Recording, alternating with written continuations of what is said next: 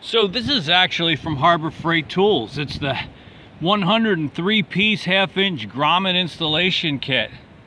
It's about $5 at Harbor Freight Tools. And I think that's going to be a better investment than replacing the whole outer fabric of this portable garage. Here are the instructions. I've never used this before. Doesn't seem too complicated.